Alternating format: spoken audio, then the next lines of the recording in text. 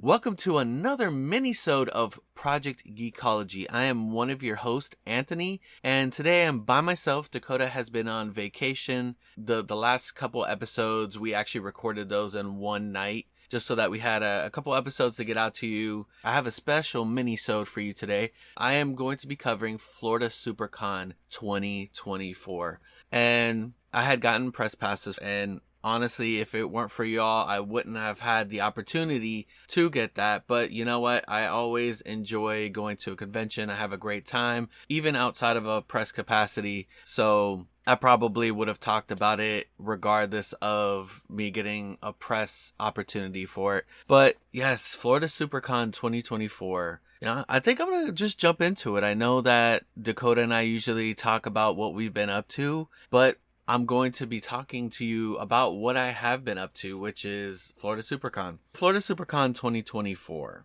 The convention was on July 12th to the 14th. I was not able to go on the 12th. I had to work that day. A couple of my coworkers had already claimed that day off, early into the year, so I had no chance of asking for it off unless I asked for it off last year, which I actually may do that for next year. But for the days that I did go on that Saturday and Sunday, I had a great time. I really, really did. I am always interested in seeing how a convention progresses or how a convention improves itself. And Florida Supercon for the longest time was owned by, I don't even remember his name, but it was like a smaller local convention. It used to be at a convention center called the Miami Airport Convention Center. That's where Otaku Fest was usually at. That's the convention I went to in May. Otaku Fest is now at the same location that Supercon is at. But, obviously they don't have to worry because they're at two different times of the year. One in May, one in July. But Florida Supercon, it's really blown up. And yeah, it's owned by ReedPop now, which notably owns several other conventions, which NYCC, New York Comic Con, is one of their most popular ones. I got the pleasure of going to that one with Dakota back in 2018. I would love to go again in the future. So, if you're listening, ReedPop, may try to submit a press pass, take me on, you let me cover that for our podcast. That would be awesome. But nonetheless, we're not talking about NYCC. We are talking about Florida Supercon. And I kind of want to talk a little bit about the guests before I kind of break down my days. But, this year was really, really, really stacked with people that are in the Dungeons and Dragons kind of space. That was awesome. I was like, oh my gosh, this is like such a D&D. It wasn't a D&D convention, but it felt so much so like a D&D convention because of the guests. And then there was a lot of like D&D vendors there too. It was awesome. So the guest, one of my biggest reasons for wanting to go to this convention, and if I didn't have a press pass, I still would have gone to this convention, is the fact that Critical Role was there. All of them. All of Critical Role was there, and I was really happy to see that Sam Riegel was there. For those of you that are into Critical Role, probably know that he had some form of cancer, something that was like in his mouth, and so that's why he had to leave the show for a little while. He was dealing with that, but the fact that he's back, he had announced that he was dealing with that a little bit before the convention, so I was a little worried that he wouldn't be there, but I would understand because he dealt with a lot. That's a serious medical thing to deal with. So the fact that he was there was really, really awesome. And, we've gotten big stars down to SuperCon, but I felt like getting a group like that together and not it being one or the other or just, two or three, but the fact that the whole entire group was there as Critical Role was pretty big to me. I know it was really big for a lot of critters, as they call Critical Role fans, bidet y'all. I thought that was really awesome. So aside from Critical Role, they had a few of the voice talent from Baldur's Gate 3. They had Shadowheart, Asterion, and a couple others. I forgot who it was, but I was like, oh my gosh, we got Baldur's Gate. After seeing that they were there and seeing their panel, it got me into the mood to want to play Baldur's Gate 3 again. So I've kind of hopped back on that for a little bit. And then there was also the Exandria Unlimited people. There was Amy Carrero, there was Robbie Damon, and Jolly, I forgot her last name, and like pretty much one of the groups for Exandria Unlimited. And that was crazy. Like, I was like, oh my gosh, like we have like all this D&D people.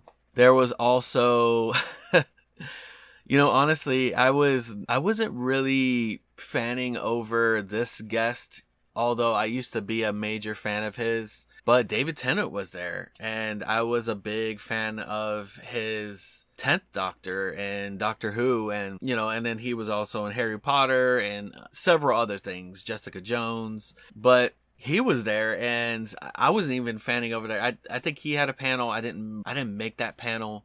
But yeah, that's some of the guests. There were several other guests. Like and also Ali and AJ was there. And for those of you that grew up on Disney may know Ali, it was like Ali Michalka.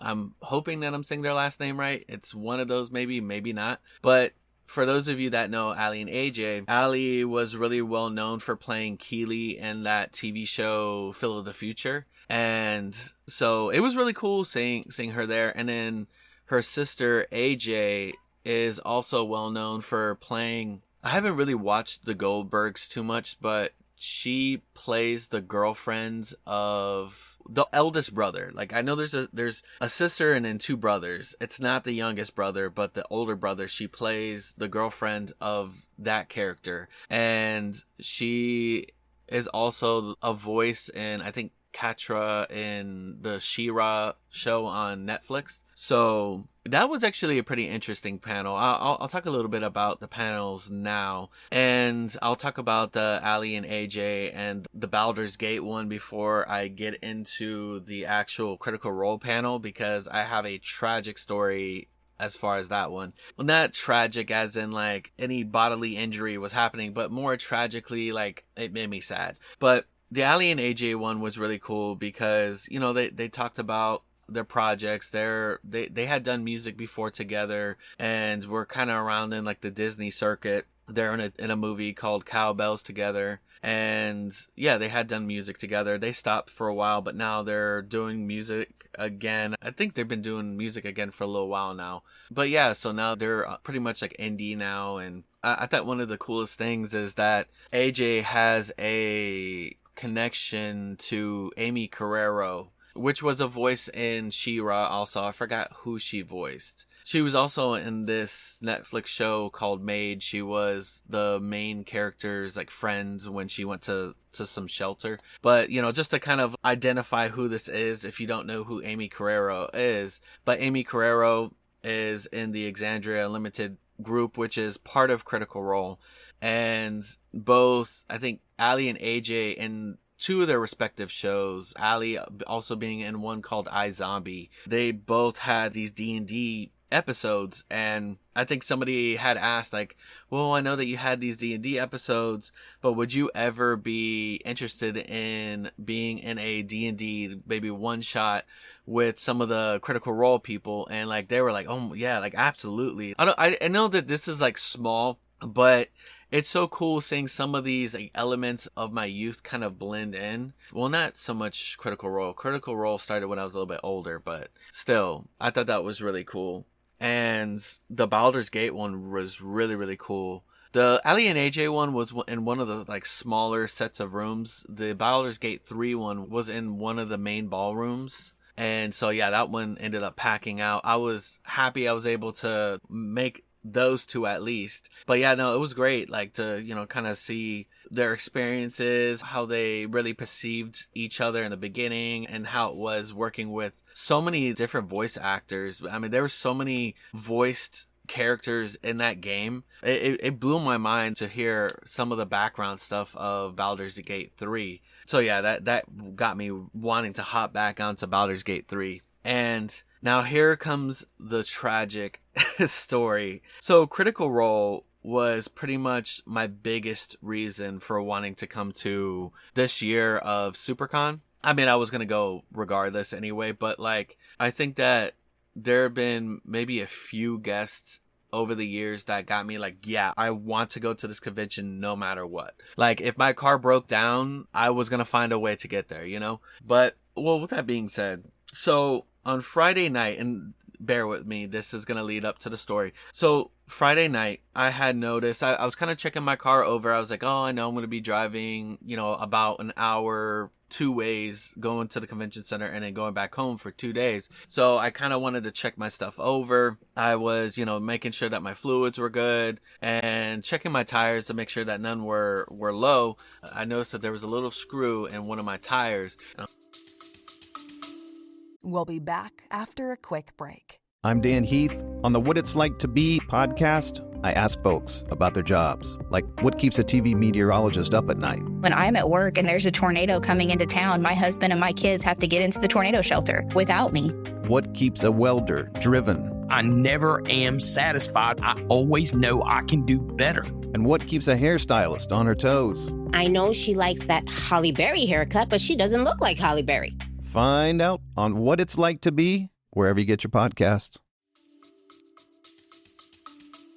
Like, you know, I don't want to drive all, you know, back and forth all this time with a screw. You know, it might have been little and my tire probably would have held up, but I didn't want to chance that. So I was like, oh, you know, like I really wanted to like kind of get up and just head out right away to the convention center because they had the Critical Role panel at 11 a.m. And I was like, 11 a.m.? That's so early, you know, especially for me. On the weekends, I don't like to wake up super early, but for Critical Role, I was definitely waking up early. And so I had to wake up a little bit earlier. I got to the tire place as early as I could. My tires were okay. All I needed really was a patch for that tire. So I ended up getting a patch. It didn't take that long. I think at max like 30 minutes, but I left, you know, I went as early as I could and I left and I was supposed to get there at like 10:30.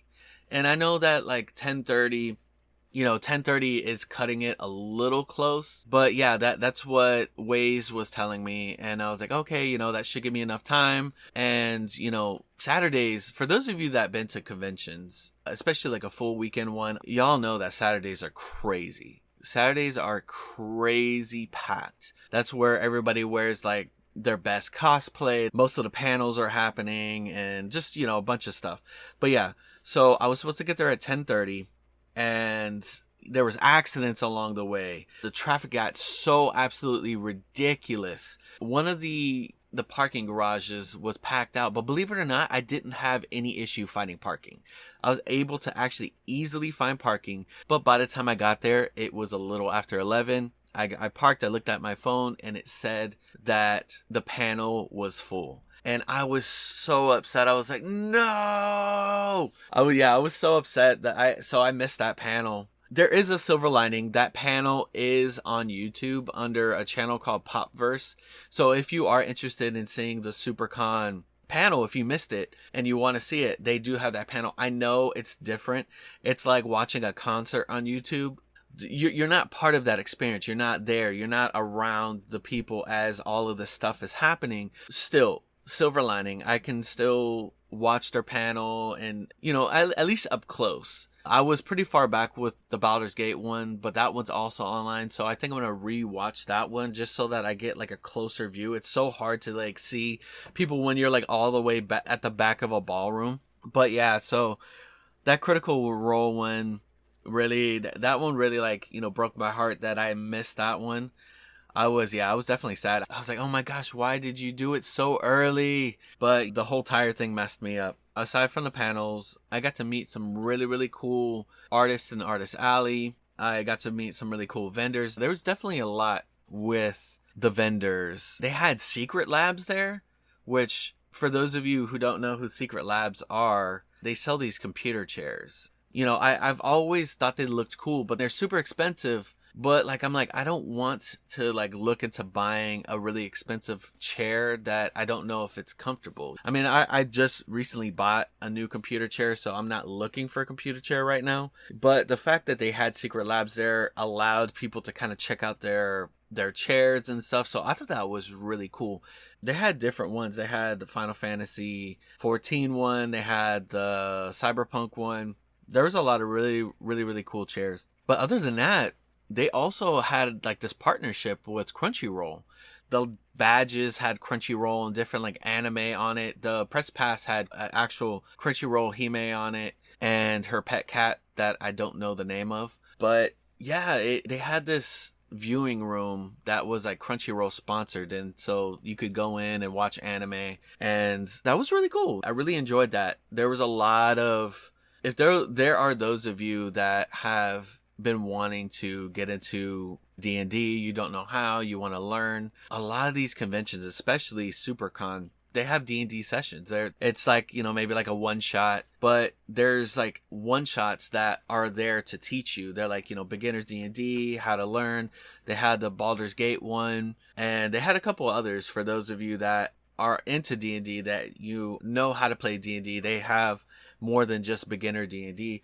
They also had this massive, one of the ballrooms had a little bit of an arcade and then a bunch of consoles. I know that might not be new for some of you that have gone to conventions, but it was really cool. I always like to go in there. There is a press room that I could go to, but I was like, I kind of want to like chillax amongst the people. So I went up to the game room. I went to one of the computers and I played a little bit of Overwatch over there. Like, I actually hadn't played Overwatch in a while, but the fact that, I was in a different space, I was playing Overwatch and around people who enjoy gaming just as much as me, it was a really, really fun experience. And yeah, Saturday I was there from a little after 11 all the way till a little after 11. Yeah, I spent 12 hours there. I know that might sound insane for some people, but conventions are like Disney for me. It's my Disney. I could go there all day. All I need to do is maybe take a little bit of a seat, get some food. They're definitely using a lot more of the convention space. Last year, the right side of the convention, which is the smaller side that Otaku Fest was on, that side is usually for will call or for purchasing a badge. But it wasn't just that. They had that section towards the front, but in the back they had a food court, like a small food court. And I was like, oh my goodness, they're starting to use more of the space. And there was also a food court on the left side. So they kind of had like their bases covered. And all the way on the left side, that's where all the celebrities were. They had this like area towards the back where all of the photo ops were, which I so badly wanted to do that Critical Role photo op, but I could not swing $350. I just couldn't. That's just too much for me. Maybe in the future when I'm doing web development and I have a little bit more disposable income, I'll do that. But yeah, I just couldn't swing it. Just being there and seeing them and talking to some of them was honestly a delight. I think I had only seen Matt Mercer once, and that was when he was in the circuit for Overwatch, because he voices Cassidy, which back then was named McCree. But yeah, so I know that I keep on coming back to Critical Role. They had like towards the middle, it was a little bit towards the back, but like in the middle was Artist Alley. I always love going to Artist Alley. Some people may be used to it in Artist Alley. They're used to making art and selling it. But there are some people that it is a lot to really create this art and put it out there for people to buy, because you're kind of walking by, and honestly I feel so bad, like sometimes I'm walking by and like there's stuff that doesn't interest me, but on merit I kind of just want to like buy something because I want everybody to like make money. It costs money to set up tables at these convention centers, and it ranges from a table all the way up to a big booth, and it's expensive. Especially for like the larger the convention, the more expensive the table is going to be. And Supercon has been getting larger. And so, yeah, that means that the tables are more expensive. I spoke to one of my friends who was a vendor at Otaku Fest. She wasn't a vendor at Supercon because she said it was just too expensive for her. They wanted her to take a $1,200 table or a booth that she just didn't need. She wanted a table. And yeah, that's expensive, especially for those of you that may take these tables that know that you can either break even or make money because you've gone to conventions before, that's fine. But for somebody that may be a little bit newer, that isn't too sure, you don't want to go to this convention and not at least break even. I mean, you want to make money, but at least breaking even means that you got your money back. So, there's stuff like that. But I went so crazy with buying some of the stuff. There was somebody that made bento boxes, and I got a couple of those. I got some journals that had anime characters on them. I got some dice, D20s. I also got some drinks there. They had this dark and stormy. It was like a storm themed drink. They had a sangria that was a Jean Grey Phoenix themed one. They had a Jubilee themed drink there. And then, you know, for those of you that go to conventions, you know that the food is not particularly cheap either. So I usually try to bring some snacks so I can kind of snack before I actually buy some food there. I mean, I know I could always leave or maybe bring some food with me, but I don't want to bring food with me and then like it just not taste good because it's been sitting in my backpack all day. But yeah, that was mostly Saturdays where I did a lot of my buying. Sunday was when I went to the Exandria Unlimited panel. The other ones were on Saturday. The Exandria Unlimited panel was good. I was able to make that at a good time. It was at like 12:15. So yeah, that was like perfect timing. I was able to get there. It was still, you know, a little bit more on the pack side, but nowhere near how Saturday was. Sunday was a little bit more lax. I can't speak for Friday, but I think, or I spoke to a friend and they said that Friday was pretty chill. But yeah, Sunday was nice. It ran up from 10 to 5 p.m. You know, I kind of like hung around a little bit after the exhibition hall. So when I'm saying these times, that's like exhibition hall times. So Friday and Saturday, it's 10 to 7. Sunday, it's 10 to 5. And there's also usually other stuff going on, mostly on Friday and Saturday. Sunday, when exhibition hall closes, there's like everybody else is done, you know? So yeah, I think overall Supercon really, really did a good job this year. I'm sorry for those of you that may not have had a stellar time, or for those of you vendors that may not have done well. And I hope for the best for you in the future. You know, there's a lot of stuff that goes unsaid when it comes to conventions. There's the amazing side and then the not so amazing side. So I know that things can get a little tough for those who actually go there to make money. But yeah, I mean, other than that, I personally, I had a good time. I think that they did a really good job. It was cool seeing the Crunchyroll like kind of sponsorship. I loved the press badge. I'm definitely going to be keeping that. Like the fact that it says Crunchyroll, has Crunchyroll Hime. I was like, oh, this is definitely one of my favorite badges in general. Like just even as like an attendee, this is like my favorite badge. And yeah, the guests were really, really stacked. And I felt like a lot of the guests complimented each other because they were either like into D&D or they're into D&D and like their voice talent and like, you know, anime. It was really good. I think that,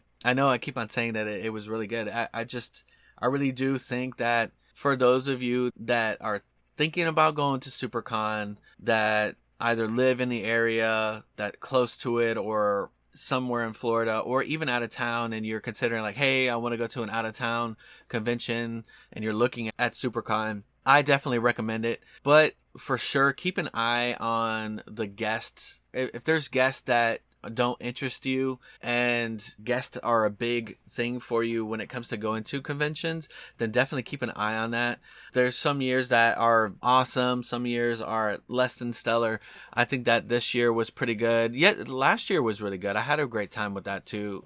I got to meet the voice actress of Ahsoka last year, and I got to, yeah, like I said, I got to meet Ali and AJ. I got to meet some of the Critical Role people. So I thought that was awesome. It was really up my alley as far as my interest, as far as the guest. This year, I actually made it a mission of mine to actually attend panels. I always get so caught up in the exhibition floor. It's so easy to get caught up because there's so much to see. There's so much to do. There's so much to buy, you know? So many really cool cosplayers that you want to take pictures with. But yeah, like outside of that, I made it to panels. I got to see what it was that they offered outside of the exhibition floor stuff. And there's definitely a lot. They're definitely improving. And I think that they're looking to improve. So I'm really excited to see what they do next year. And hopefully they take me on as press. If not, I probably will still go regardless. Also, just one quick little note before I close out this episode. If you are interested in going to Florida Supercon, just know that it is in Miami Beach, and if you're looking to stay nearby, then you'll probably be fine. But if you're looking to like kind of drive, just be wary of the fact that traffic gets insane. It's a small like man-made island, or like a strip of man-made island. The streets are kind of like cramped and stuff, so just kind of keep that in mind. But other than that, I recommend it. So thank you all for joining me for this mini episode covering Florida Supercon 2024. If you enjoyed this episode and have not listened to any of our other episodes, go and check out our other episodes. We have tons and tons of different episodes covering things from video games to movies to books to, we have some anime in there. Yeah, we have a lot. And right now we're in the midst of a Deadpool / X-Men series that is leading up to Deadpool and Wolverine. So if you are worried about us covering Deadpool and Wolverine too soon, don't worry. We still have a few more movies to cover before we actually cover Deadpool and Wolverine. But yes, if you enjoy our podcast, give us a nice, juicy, fat 5-star review. It really does help with the algorithm. Share it with your friends. If you have geeky friends that are looking for a geeky podcast, share us with them. We are not perfect, but we have fun doing it. We love doing this podcast. We're two long-term friends that just like to talk nerdy stuff. So yes, give us a subscribe, give us a 5-star review, share us, and check out our socials. We will have them in the show notes. Join the conversation. Say hello to us. We love to talk to our listeners. And yeah, I hope you all have a great rest of your week. And keep an ear out for our Deadpool 2 episode that will be coming out the following week. Bye, y'all.